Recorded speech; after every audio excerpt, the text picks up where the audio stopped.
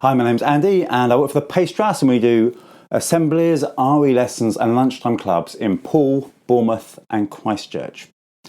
Now today we want to think a little bit about the Bible, but before that I'm going to make a cake. So I've got here my mixing bowl and as I'm a really good cook, I'm not really going to bother using the recipe book. Recipes, they're for losers, aren't they? So we're not going to bother with that.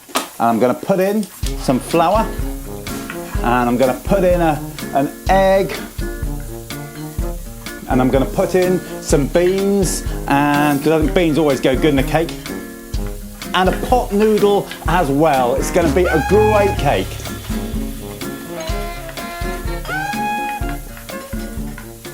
Actually, would you want to eat a cake like that?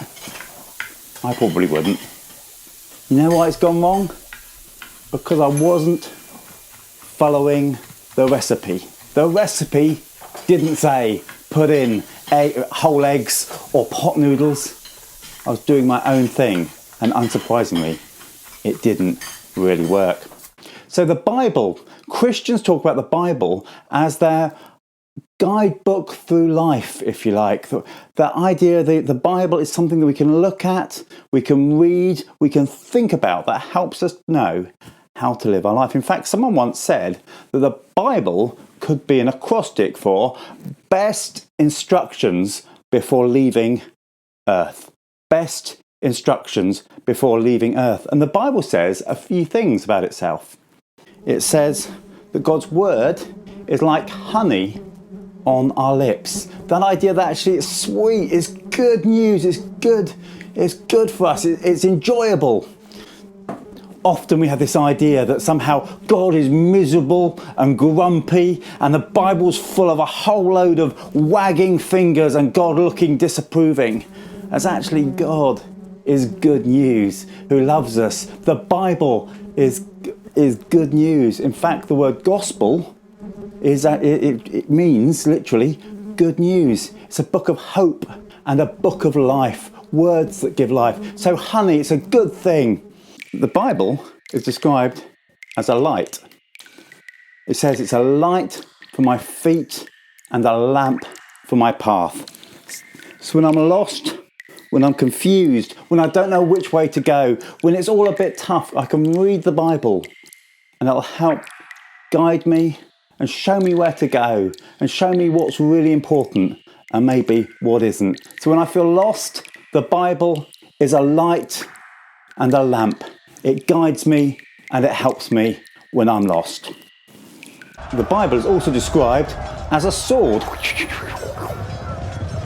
The idea is that sometimes we can feel a bit battered, things come at us, people say things at us, and sometimes we need to sort of defend ourselves and say, no, actually, that's not true. That's not true. That's not true. So when all these bad stuff comes at us and we think we're rubbish at stuff, maybe we have people saying bad things to us, the Bible says, no, actually, we're precious in God's sight. Actually, that's not true. You can bat it away. You know, actually, sometimes when we think, oh, it's all hopeless, we can bash that away.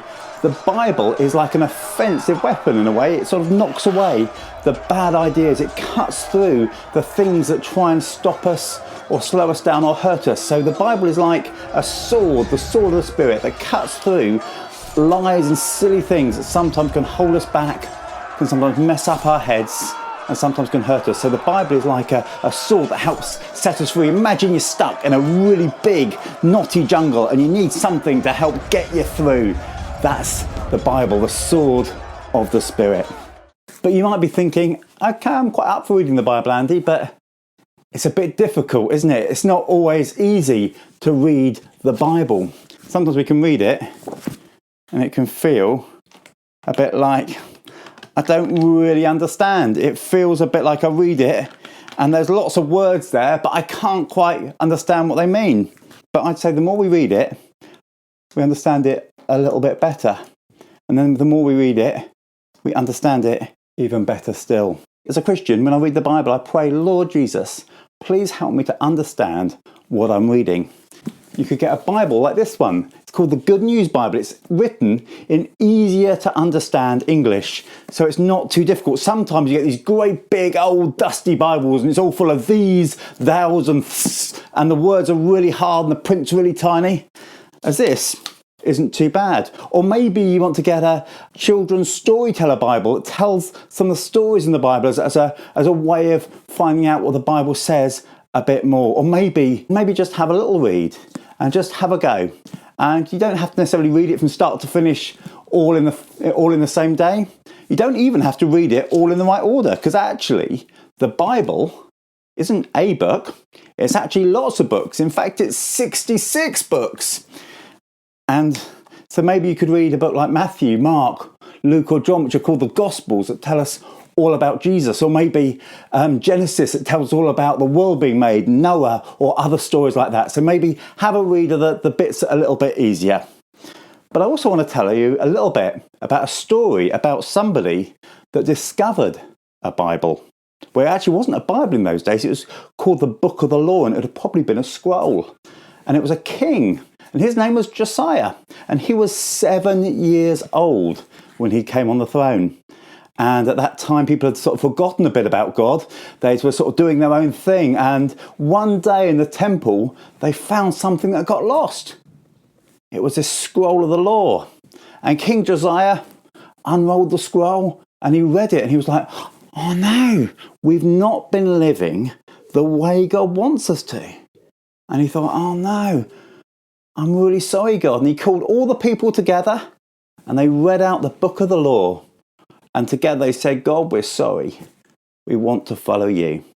So when we read the Bible, we have a challenge, not just to find it interesting, not just to learn more stuff about it, but the challenge is, if we read it, are we going to do what it says and put it into practice? Because we can read any book, can't we? And it can go in our head, but actually the challenge is to read it and to see if we can put it into practice. After all, the Bible is the best instructions before leaving earth. Should we just have a moment to pray at the end? Dear God, thank you that you speak through the Bible, that you can speak to us. Thank you that it is good news. It guides and helps us. It helps bat away bad ideas. And Lord, we pray that we'll read it and we'll want to do what you say, and we'll want to live our lives your way. So help us to wrestle with your Bible, to read it, to keep on going, even when maybe it's not always easy, to help us keep on reading and keep on trying to understand what it says and what it means for our lives. This we ask in Jesus' name. Amen.